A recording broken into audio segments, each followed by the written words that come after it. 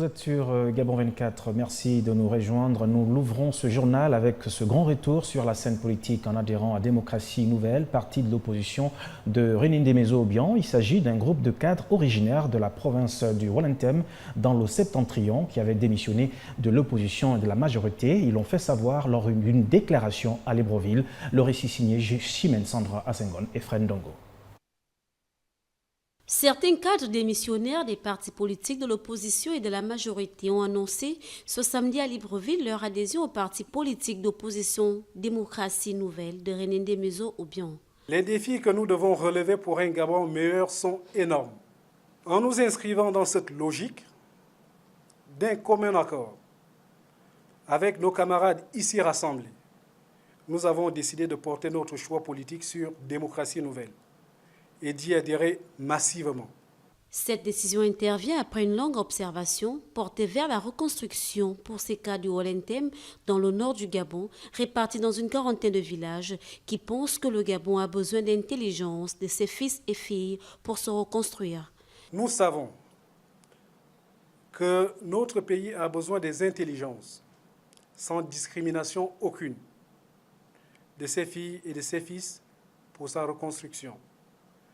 Le sens du devoir et du patriotisme nous appelle à nous mettre en œuvre pour un nouveau Gabon. Lancée à quelques mois des présidentielles à Libreville, Démocratie Nouvelle, une formation politique lancée par l'ancien ministre Renindé-Mezo-Obiang, entouré de l'ancien Premier ministre Jean Yegendon et du maire de Yem, Vincent Essonemengue, à la suite du ralliement à Jean-Ping lors de la présidentielle d'août 2016. Depuis, Mezo-Obiang a quitté le camping et participe au dialogue politique voulu par Ali Bongo Ondimba. Et puis, Dieudonné Milama, vous le savez, le candidat à l'élection présidentielle d'août dernier annonce la création de son parti politique dénommé Ensemble pour la République. Les précisions, retrouvons à nouveau Chimène Sandra Assengon et Fred Ndongo. Dieudonné Milama a annoncé cet après-midi à Libreville la création de son parti politique, Ensemble pour la République. Cette plateforme de l'opposition permettra à Milama de continuer sa lutte pour plus de démocratie au Gabon. J'ai pris la décision de participer aux nouveaux défis qui nous attendent. J'ai pris la résolution de continuer le combat pour me conformer à la réalité et aller plus loin dans cet engagement. J'ai décidé, avec plusieurs compatriotes, de créer un parti politique dénommé Ensemble pour la République. Pour Milama, la dernière élection présidentielle en France qui a annoncé la fin de l'ère des extrémismes, de l'exclusion et des dogmes, dont le leadership devrait servir d'exemple au Gabon. Ensemble pour la République est un parti ouvert à tous. Ensemble pour la République va œuvrer pour l'arrivée de nouvelles figures, des jeunes, des femmes et des nouveaux leaders au sein de la classe politique et de la classe dirigeante du pays. Dieudonné Milama, longtemps connu comme acteur de la société civile, est entré en politique le 20 juin 2015. Il y a près de 2 ans, après une analyse du contexte politique, économique et social du pays, l'ayant amené à conclure que le Gabon est un pays en crise, d'où la création du mouvement, la Convention nationale de l'interposition. Parlons à présent de cette réunion dite spéciale en rapport avec le déroulement du dialogue politique qui se tient au Gabon. L'heure est à la décrispation du climat qui a prévalu au sein des dites commissions, comme le précisent ici Kenny Ongouri et Hervé Obiang. À l'issue de la réunion spéciale qui regroupait les commissions 1 et 2 consécutives aux nombreux blocages connus au sein des dites commissions entre l'opposition et la majorité, cette plénière était une occasion particulière de décrisper le climat qui prévalait au sein de celle-ci. S'agissant de notre commission, la commission numéro 1, nous en avons eu depuis avant-hier et il fallait que nous puissions trouver les voies et moyens pour nous retrouver ensemble et poursuivre nos travaux. Les coprésidents des assises se sont employés à cela. Plongée dans une impasse, la commission 2, qui a connu d'importantes divergences, peut donc souffler et reprendre aisément les travaux. Au niveau de la commission numéro 2 chargée des réformes électorales, nous avions plusieurs points de désaccord, et des désaccords importants. On avait au total 19 points de désaccord. Et la plénière qui vient d'avoir lieu à l'initiative du Premier ministre et du coprésident de l'opposition est la bienvenue. Elle est tombée à pic parce qu'il fallait absolument que des solutions soient trouvées au désaccord. Face au temps qui presse, cette réunion qui comportait 3 points dont le réaménagement du calendrier va permettre aux acteurs politiques de poursuivre les travaux de façon efficace afin de respecter les délais requis. Et puis la première dame du Gabon, Sylvia Bongo Ondimba, a procédé ce samedi à la cérémonie d'inauguration de la toute première cité écologique d'Afrique centrale, une cité située dans le département de Lokano. Nous sommes là à une 60aine de kilomètres de la commune de Minzik, c'est dans le nord du pays. Miguel Mabika et Mirandangue. La première cité écologique du Gabon est née. Il s'agit d'Edok City, située à 300 km environ de Libreville, dans le village de Viafé, proche de Mindik, dans le nord du Gabon. Inaugurée un an jour pour jour après le début du chantier. La cérémonie s'est déroulée en présence de la première dame, Sylvia Bongo Ondimba, dont la fondation accompagne le projet qui vise à doter les habitants de ce village d'un cadre agréable. Ces maisons, selon l'engagement que nous avons pris au nom du chef de l'État, 5 d'entre elles vont être gracieusement attribuées aux bénéficiaires représentant les 5 familles de ce village sur la base des critères du Fonds national d'aide sociale, qui, pendant plus d'une semaine, a déterminé dans chaque famille ceux et celles qui pouvaient répondre aux critères de Gabonais économiquement faibles. Pour Bruno Benmoubamba, ce modèle de construction permet de repenser la politique nationale en matière de logement au Gabon. C'est le point de départ ici à Edok City de la résolution des problèmes de logements sociaux en zone rurale.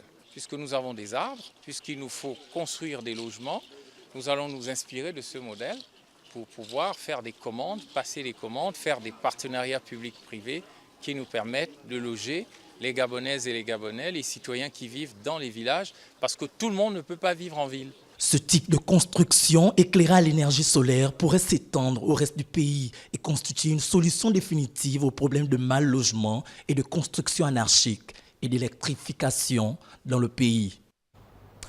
Toujours au Gabon, le bureau de l'UNESCO et l'ONG WCS ont célébré ensemble la journée de la tortue marine dans la continuité de la célébration de la diversité culturelle pour le développement, ouvert hier dans la capitale gabonaise.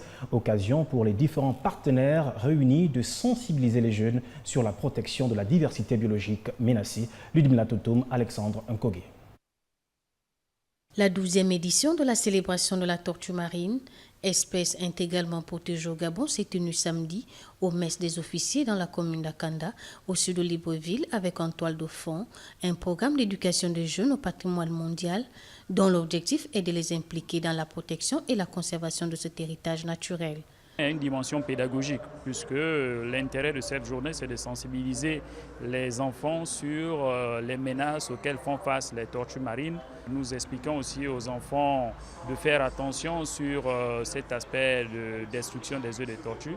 Pour le chef du bureau représentant l'UNESCO au Gabon, la journée consacrée à la tortue marine célèbre à la fois la diversité culturelle et la diversité biologique, un patrimoine culturel et naturel du Gabon. Un insigne essentiellement de la rencontre entre la diversité biologique, dont bien sûr la tortue marine est un exemple important, puisque démontre le fait que nous devons tous préserver cette espèce marine pour garantir un équilibre global et en même temps faire le lien avec les savoirs, les connaissances traditionnelles qui sous-tendent également la conservation des espèces animales et en général toute la relation avec la nature. La célébration de cette journée est une contribution à la prise de conscience, notamment des jeunes, comme cible pour la survie des tortues marines au Gabon, qui abrite à la fois la population la plus importante de tortues luttes au monde. Hors de nos frontières, les parents de lycéennes de Chibok, dont 82 ont été libérés après plus de 3 ans de captivité aux mains du groupe djihadiste Boko Haram, attendent le retour de leur fille à Abuja, au Nigeria. Le récit de Miguel Mabika.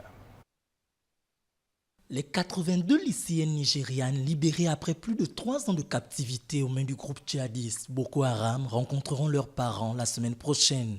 Les familles de Chibok, localité reculée de l'état de Borno, seront prises en charge par le gouvernement pour effectuer le voyage d'environ 900 km jusqu'à la capitale Abuja et rencontrer leurs filles. Espérons. Nous avons tous perdu espoir. Nous pensions que les filles ne reviendraient pas. Mais avec le retour des 21 premières filles, puis des 82, nous faisons confiance en ce gouvernement. Il trouvera une solution et sauvera ces filles pour nous, je le sais. Les 82 jeunes filles sont hébergées par les services de renseignement nigérians en périphérie de la capitale depuis leur libération samedi.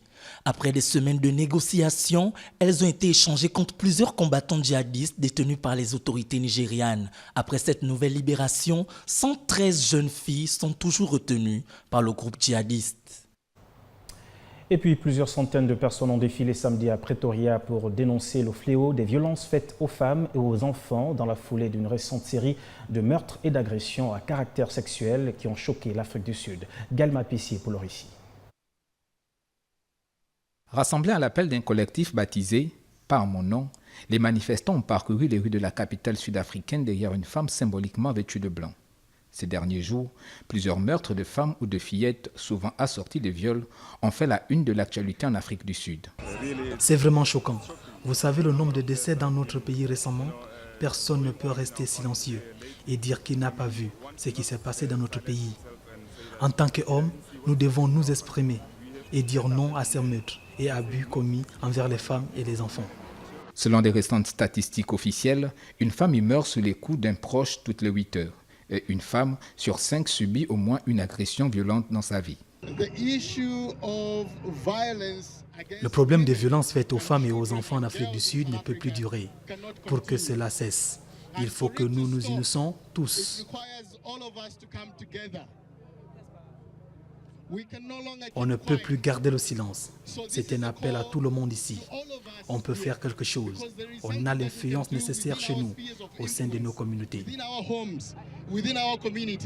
Le président Jacob Zuma s'est rendu jeudi au domicile des parents d'une fillette de 3 ans tuée et violée pour dénoncer ce phénomène. Le Congrès national africain a qualifié la récente vague de faits divers d'actes insensés et barbares. Et l'Alliance démocratique, le principal parti de l'opposition, dénonce une faillite et appelle à un débat national. Le parti d'opposition turc, Parti démocratique des peuples, a désigné samedi sa nouvelle coprésidente, Serpil Kemalbey, après que les autorités ont emprisonné et privé de son mandat de député la dirigeante précédente, Miguel Mabika. Le Parti démocratique des peuples a désigné samedi sa nouvelle coprésidente, Serpil Kemalbey, après l'emprisonnement et la privation de son mandat de député de la dirigeante précédente par les autorités. Serpil Kemalbey a été élu par les délégués du HDP qui se présentent souvent comme un parti des femmes réunis en congrès extraordinaire à Ankara sous haute sécurité.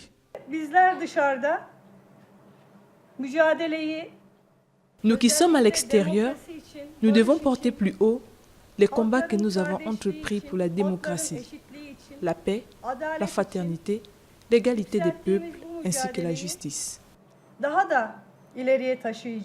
Elle succède à Figen Yüksekdag, emprisonnée et privée de son siège au Parlement en février à la suite d'une inculpation pour propagande terroriste et lien avec le Parti des travailleurs du Kurdistan. Une accusation remontant à 2013 et validée en appel l'an dernier. Elle risque 83 ans de prison. Et puis le président iranien sortant Hassan Rouhani était quasiment certain samedi d'être largement réélu dès le premier tour de la présidentielle, totalisant environ 57% des voix face à son adversaire conservateur Ibrahim Raisi, selon des résultats officiels presque définitifs. Larding Mamba pour le récit.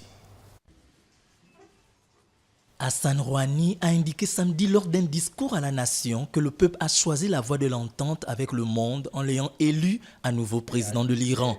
Sa réélection constitue un feu vert pour la poursuite de sa politique d'ouverture au monde et de réforme. Le message de notre peuple à travers ces élections a été très clair pour le monde.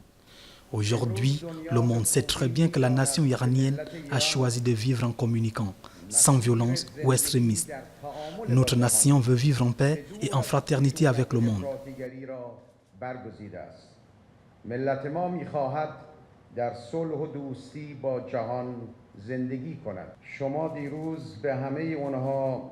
Hier, vous avez dit non, avec votre vote, à ceux qui veulent nous faire retourner dans le passé, avec les sanctions ou nous garder dans cette situation de crise économique.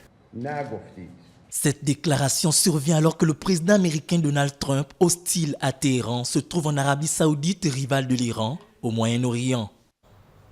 En sport, pour terminer, l'entraîneur du FC Barcelone, Luis Enrique, sur le départ en juin, a reconnu samedi qu'il vivrait une soirée spéciale contre Eibar dimanche pour son dernier match en championnat d'Espagne et au Camp Nou, mais il a promis d'y revenir à l'avenir comme simple supporter. Le récit de Gaël Mapessi. En 3 années sur le banc barcelonais, Luis Enrique a remporté 8 titres sur 11 possibles.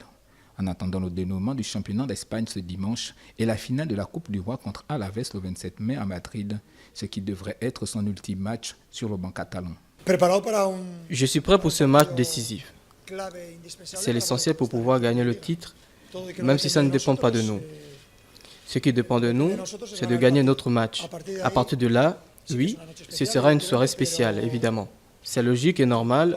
Tu sais que ça va arriver si tu as la chance que j'ai eue. Quand j'ai accepté le poste, je savais que ce serait court. En Liga, le Barça conserve un mince espoir de décrocher un 3e titre de champion consécutif. L'équipe blaugrana, 2e avec 87 points, doit battre Eibar au Camp Nou et espérer, au même moment que le Real Madrid, 1er avec 90 points, chute à Malaga. Puisqu'on n'a aucune chance d'influencer ce qui se passera sur un autre terrain, il n'y aura aucune raison d'attendre et de se demander le résultat. Vous devez jouer votre match, remporter le match contre Eibar avec les difficultés que ça comporte. Et c'est tout.